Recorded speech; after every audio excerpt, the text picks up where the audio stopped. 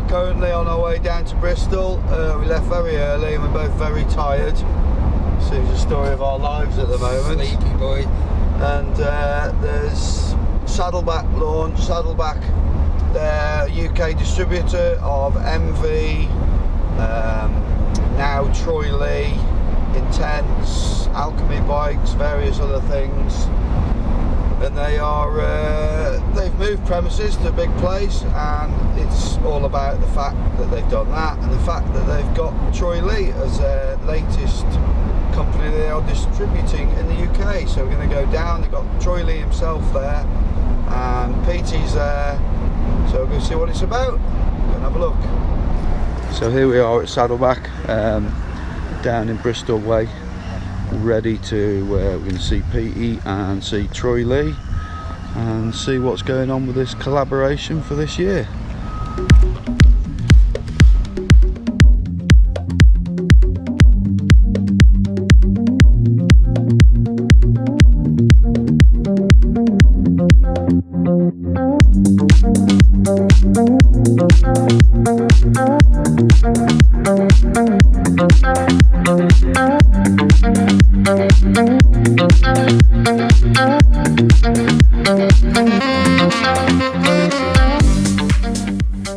To the point of this is a great sport and I want to know more about it. And what was special about it? I think the special about that particular race was that it was a three strong race between Greg LeMond, Laurent Fignon and Pedro Delgado, and it was the most exciting tour in history. It came down to 8 seconds that Greg beat Laurent Fignon on the final day on the Champs-Élysées, and it was I was mesmerised by the whole thing, and it made me want to go out and get a bike, it made me want to sort of take up cycling. Yeah. I realised very quickly that I was clearly not going to be any good at it, but it didn't stop me enjoying it, and that's really been the motivation behind pretty much everything behind Saddleback. And we were talking earlier that if I hadn't seen that race, none of this ever would have happened. We did not want to be pigeonholed over on that one side. So we identified the need to get far more involved at the high-end performance end with mountain, but at the same time with core brands that would actually complement what we were already doing. One of the things Do you still drive your pickup truck? I still drive it. But you must be the best at stuff, but you were telling me that you don't really want it that way. No, I'm pretty honest with my employees. I come in and I go, if I can do a better job than you, then I'm probably going to fire you. So get your act together. Ride a lot, not do as much. You're not going to do as much training, are you? No. Yeah, I'll just ride a lot like I always have done. And are you going to spend a bit more time with your family? Well, I did plan on that, and the wife thought that was going to happen. And I said I wasn't going to race World Cups anymore, but looking at my schedule now, I think I'm going to be busier. We're with the one and only Troy Lee, who it's an honour for me to meet, I'd say. Hello, and all that. Me too.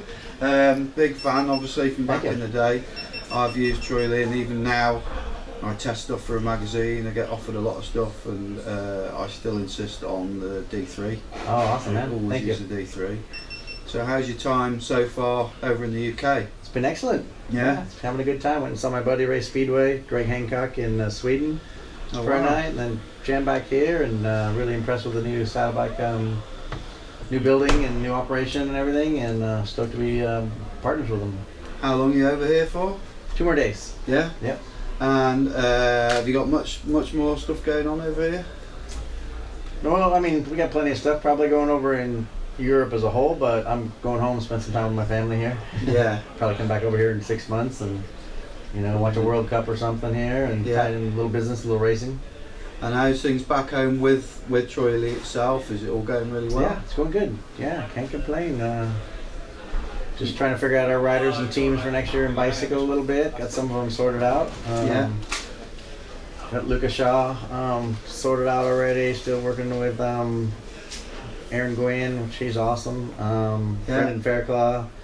Got to hang out with Steve Peat here for the last couple of nights, which has been awesome. He's a true champion and a great friend. Did he get you drunk? It's a combination, Trying. I feed him, he feeds me. Yeah.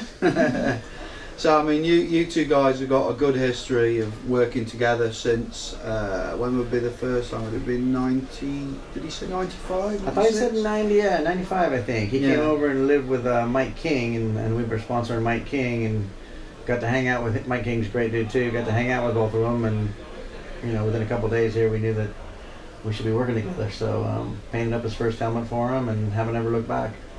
So, like working with the likes of Steve and seeing him come on to end up obviously 2009 World Championship, that must be very, very, must feel great. And your other riders too. Yeah. No, it was awesome seeing him win a championship because he also just had so many near, misses that were just like, oh. Yeah. So we definitely hung our head low quite a few times when he was, 1 or 2 seconds off in winning the world championship. I think he missed 3 of them, or at least 2 seconds. Yeah. And I remember exactly where I was, and woke up in the morning in London, really in London here, and woke up in the hotel and put BBC News on, and they showed pictures of Steve Peat winning the world championship, and I couldn't be at the event because I had some other work to do, and I was like, yes. I think, I was running around screaming in the hotel room.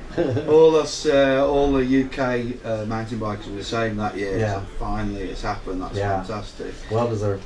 So your product range this year, has there been major changes in the designs, or is it subtle? What would you say? There's quite a few categories, so some things we barely tweak, some things just color changes, some fabric changes. Got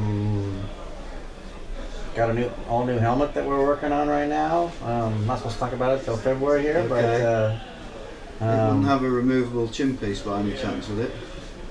Nope. No. You didn't decide to go down that line, though. No, that's another idea. No.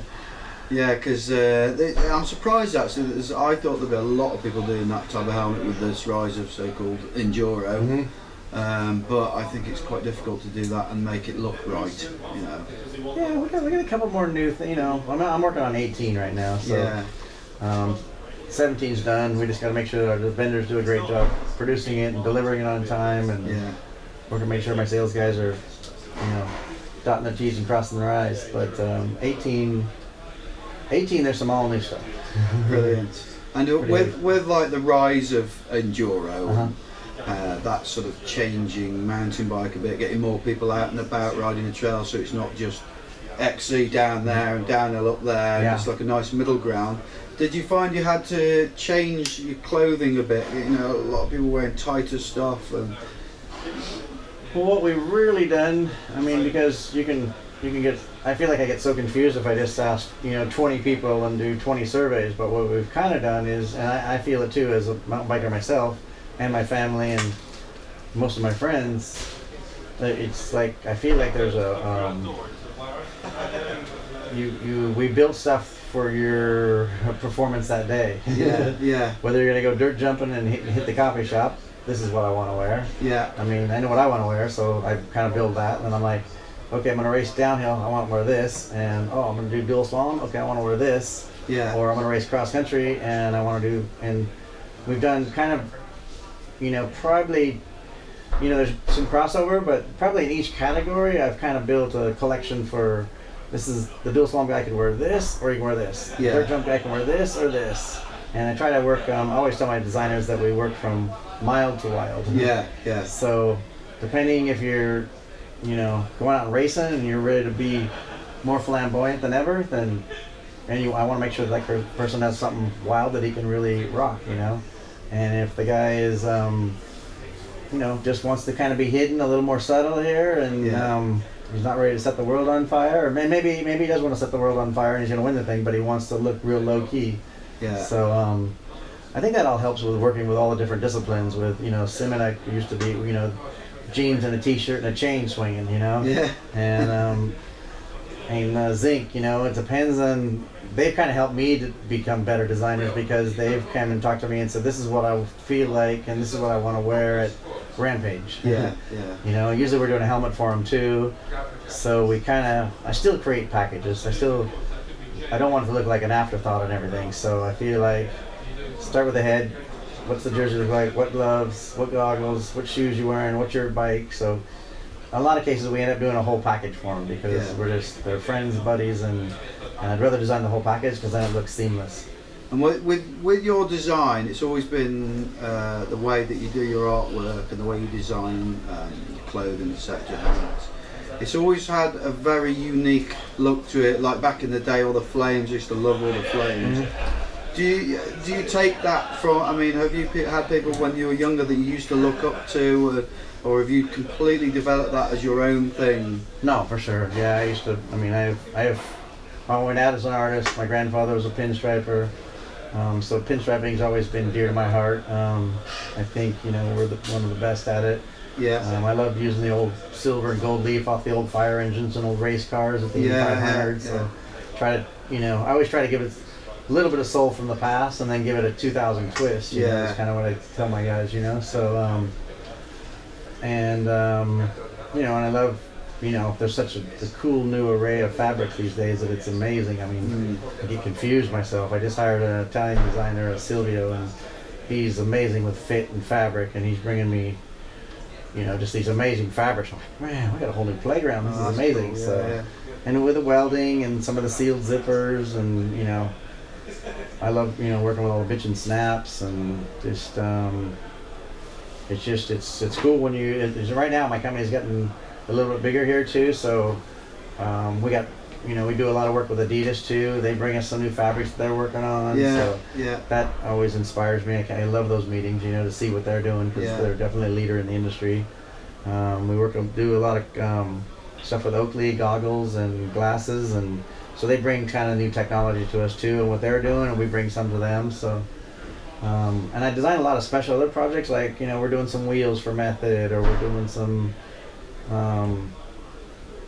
what's another company? We do Hot Wheel toys. I mean, we do these, we design a bike for KTM, the graphics and everything, so it's, those kind of things help me just keep educating me. I just feel like I'm going to college daily, Are you, I'm guessing, you're a big fan of the old 70s motocross. I don't know if you like myself, like On Any Sunday was a massive influence to me, to the point that Steve McQueen's old race number, which is from when I was mad on Any Sunday. It was one of the things that I was always a mountain biker, and then I watched that a lot later, obviously, than when it came out, and it got me into motorcycles. And, Bruce Brown was my hero. So was Mert Lovell. So was Malcolm Smith, Steve McQueen. I mean, how can you not love Steve McQueen? One of the coolest cats on the planet, Legend, isn't he? For sure. I'm good friends with Chad McQueen, his son, and when I get back, I'm teaching Chad McQueen, which is Steve McQueen's son, Stephen McQueen. He's in a bunch of movies now, but I'm teaching him how to ride the Triumphs. They want to use them for commercials. That's amazing. So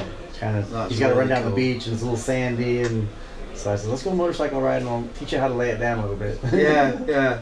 Has anyone, talking of tattoos, has anyone ever asked you to design a tattoo? A what? A tattoo? Yeah. Have you ever done some? Yeah, I've done a couple of them. I'd like to see that. Yeah. So that's it, really. I mean, it's been really nice for you to take time out and speak to us. Thanks, man. Very much pleasure. appreciated. Yeah. Nice to meet you. Thank you very much. Thank All you. right.